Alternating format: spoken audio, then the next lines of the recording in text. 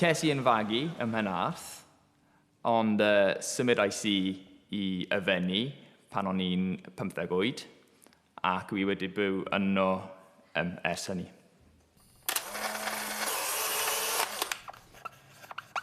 Oliver Wilson-Dickson. Dechreuais I gyda cherddoriaeth Gwyddeleg, ond oedd diddordeb 'da fi ffindo mas beth yw cerddoriaeth Cymreig. Fi wedi sylweddoli bod mae llawer o cerddoriaeth, llawer o lawan hyfryd yn y traddodiad Cymreig. Felly, dechreuais I gyda hynny. Wi wedi dewis I wara tair a lawon.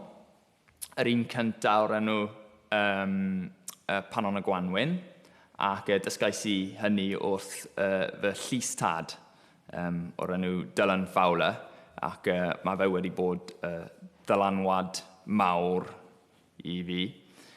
Ac y dau arall ffindais I o'r llyfr Cymraeg o'r enw